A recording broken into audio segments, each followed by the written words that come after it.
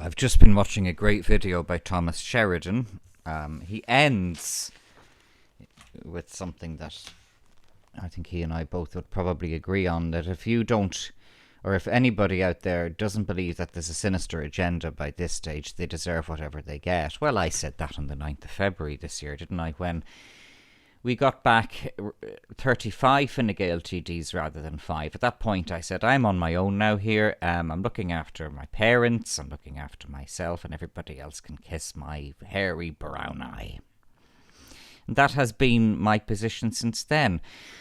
Thomas says, the country has descended into a state of evil. No, sure, Jesus, that happened a long time ago. It particularly happened, it was accelerated and accentuated when Fine Gael took over in 2011. There is no more mendacious influence, no more single mendacious influence in this country than Fine Gael. And the reason why Fine Gael is so mendacious is because they are corrupt through and through. They're liars, they're bullies, they're narcissists, they're authoritarians. That derives partly from their roots in fascism, whereas Fianna Fáil actually wasn't rooted in fascism, and it's a very big cultural difference between Fine Gael and Fianna Fáil. Fine Gael today, though, it's corporatist, it's globalist, it's anti-democratic, it's authoritarian, and it's doing it to various degrees under a cloak these days of wokeness. This was the reason why they put a profoundly sociopathic and indeed autistic man, Leo Varadkar, in as their leader. And wokeness is just another one of their Trojan horses to pursue their mendacious agenda to do harm to the Irish people. But sure, they've always been like that. In Garrett Fitzgerald's day, it was, social justice, dealing with poverty. But they did fuck all. They didn't build any of the corporation estates. They were all built by Fianna Fáil. One of the biggest advancements in public health and the standards of this country was the construction of corporation housing estates in the major cities. My parents grew up in those. My father was born in a slum and he moved to a corporation estate when he was a toddler. That had a profound effect on my parents, and it's why they're where they are today. Fine Gael wouldn't have had that. That was Fianna Fáil did that. Once Fianna Fáil took office in the Irish Free State, they started major construction schemes, Pula Fuca, Ardna Crusha. They started the electrification schemes of Ireland, and they built schools, they built hospitals, they built, they did huge work. Fine Gael hasn't done any of that, but that's Fine Gael. Tom said shit just got real. No, shit got real a long time ago. We're just seeing it more obviously now because, taking the analysis of an abusive relationship, Fine Gael and the people who promote them, but Fine Gael mainly, Varadkar being the personification of that, are narcissistic, abusive, sociopathic bullies and psychopaths. So this has been coming for a long time, and we're just seeing now, what we're seeing now is that the relationship is turning openly abusive. He's right. Thomas is saying that the people, the normies who were all propagating the lockdown and wearing masks. I remember one particular hipster guy, and he's such a fucking tool. He's such a fucking tool, this guy. I saw him in a supermarket ages before masks were allegedly made compulsory, pouncing round with a mask on him. And I said to him, hi, I said, that's a really cool mask. And he didn't say anything to me because, what do they say to that kind of thing? It involves spontaneity, and sure, those ones don't have spontaneity. But, Thomas said something that I've been saying a long time. They deserve whatever they get. Of course they do. Vaccines will never be compulsory. Let us not panic about that. Vaccines will never be compulsory. It's a constitutional thing. It's the constitutional right of a capable adult to refuse medical intervention. This is one of the pillars in which I've refused to wear a mask. So, okay, I've invoked those two parts of the statutory instrument which say that you have the right to refuse a mask if it could cause you difficulty breathing or if it could cause you extreme distress. And I invoked those, and I invoked those seriously. But if we were going to go down the High Court route, I'd also be invoking my right to refuse medical intervention. So, it's the same with vaccines. You have the right to refuse to be vaccinated. You have the right to refuse to be vaccinated. That won't change. But it's, Thomas won't disagree with me when I say this. They don't need to invoke that because all these ones will queue up to be vaccinated. They will queue up for it. They'll pay. They'll pay. And they'll wear the vaccine. Or I got vaccinated. They'll wear it the way they wear these masks when they're going down to buy underpants or that kind of thing. Tampons. All that shit. So don't worry. It's not going to be... so long as it's not mandatory or compulsory to get vaccinated, don't worry about it. Thomas was saying then, and he's right about something else. Vaccines take 10 years to make. And I'm actually pro-vaccine generally. I'm certainly pro-fluoride. I have no problem with fluoride and I have no problem with water fluoridation. No problem with that at all. It's had a huge effect on the health of this country. Huge effect. My parents' generation all had fuck all teeth. Where I am 47, I don't have the best dental hygiene. I got a check-up today and I'm told my teeth are in perfect condition. And one of the reasons, or the two reasons why my teeth are in perfect condition is because of fluoride, but also because of a very heavily meaty diet. And that's why. The vegan diet is the one that kills your teeth. You eat lots and lots and lots of red meat. You take lots of calcium through milk and that kind of thing, and red meat, of course. You don't have to calcium and protein. Your teeth will look after themselves. I was told by the dentist today my teeth are in great condition for 47. He said they're in the condition that they'd usually be when you're 20. So, everything's cool. In relation to my teeth. But getting back to the issue of vaccines take 10 years. So suddenly they're able to wheel out this vaccine in relation to COVID-19. Yeah, okay, I think I'll pass on that one if you don't mind. But Thomas is talking about how a while from now we'll see all these people going around twitching and gurning and grunting. Well, that won't be a big change, will it? He says they deserve to be vaccinated. Yeah, of course they do. Of course they do. It'll limit their, whatever kind of cognitive capabilities these ones have at the moment. It'll even further curtail that. Just so long as they stay the fuck out of my garden. Keep away from my house and stay out of my garden. It's cool. But Thomas also mentioned smoke bans in pubs. I actually agree with the smoke ban in pubs because I don't believe anybody should be forced to smell or breathe my cigarette smoke, against their wishes. So, actually, no, I think the smoke ban was positive. But the question is, it seems now to have been part of a bigger agenda to damage the Irish pub industry. In the Irish pub industry, the Irish hospitality industry is in the shitter. It's absolutely in the crapper.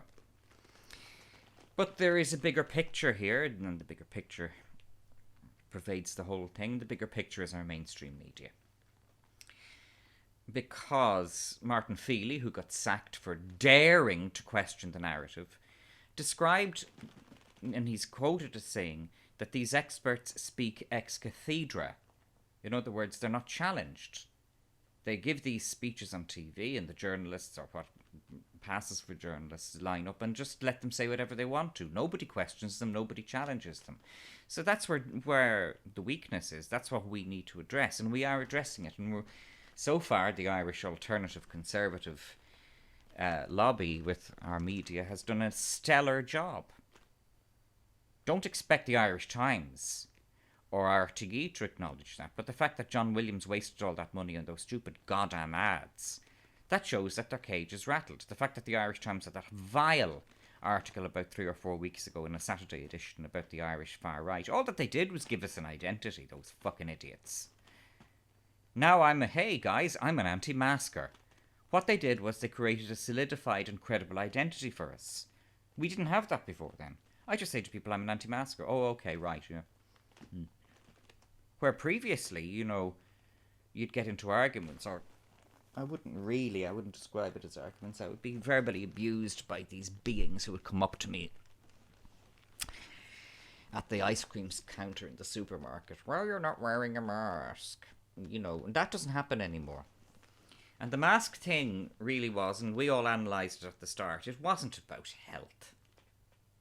If Tony Holohan's involved, it's not about health.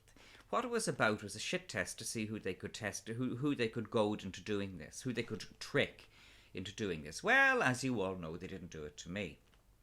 They didn't do it to me. No official person in a shop or in a supermarket or anywhere has given me any trouble about not wearing a mask. That's also because I was courteous about it and because I notified them in advance that I was invoking what I described earlier, the extreme distress and the difficulty breathing clauses of the statutory instrument. Those are put in deliberately. That was a shit test. They wanted to see A, who would read the statutory instrument, and B, who would construe it properly. Well, I passed that one with flying colours. I read the statutory instrument. I said, this is unenforceable. We don't need to worry about this one. Sure, Jesus, I said, I thought this was something maybe might have been serious for a second here. So nobody has, I haven't been arrested for not wearing a mask. I've been harassed by certain people who are jealous of me because they don't have the courage or the intelligence. And I'm not even saying that I'm brave and intelligent. They're just a lot more cowardly and stupid than I am. But that's it. Our enemy is not even Fine Gael. So, well, they are our enemy. I mean, of course Fine Gael's our enemy. Of course they're our enemy. Of course they are. But at the same time, the people who should be doing the job and who aren't are the journalists, the mainstream journalists, RTE and the Irish Times particularly. Because within Middle Ireland, and anybody who's listening to this from outside of Ireland may or may not be aware of it, the Irish Times and RTE have undue credibility, still to a certain extent, among a large amount of the populace. If it's in the Irish Times, it's true. If it's on the RTE News, it's true. So the challenge that we are rising to so excellently on the alternative scene is that we are forcing a growing amount of the population to begin to become sceptical about RTE and the Irish Times. That's enough.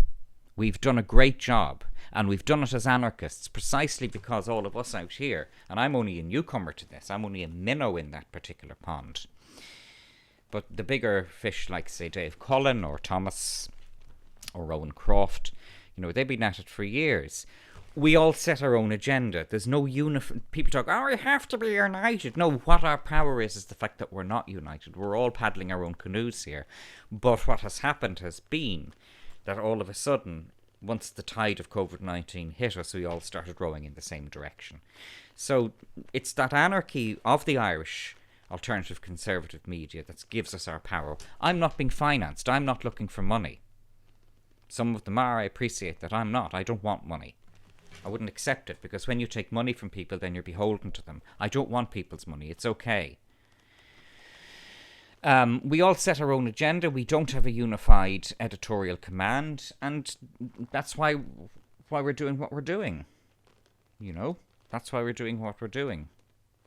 And Thomas asked about the Irish government. Well, what is it about us that they want to destroy? It's nothing about us. It's about them. It's about them. It's not about us. Because they haven't harmed me, and they're not going to. They're not going to harm me and my parents. It'll be all right.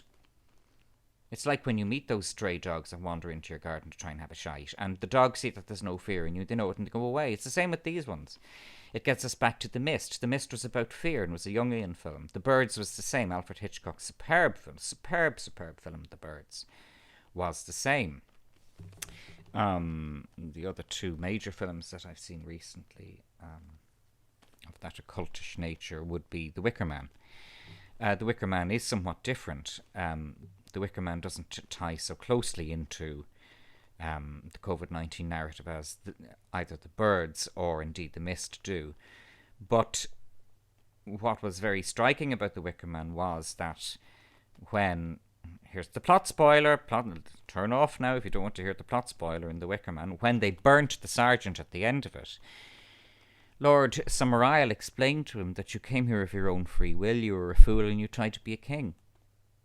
Well, don't do those things and you'll survive. It's the same here. But the key takeaway, the key conclusion is that our enemy is the mainstream media. It's RTE and the Irish Times. They know that. They know we're on to them. We've got them on the back foot. We've got them rattled. Rome wasn't built in a day. We won't defeat them all today or tomorrow. It's going to take a long time. It's not going to be over by Christmas. But it is going to be over, and all we have to do is stop being afraid.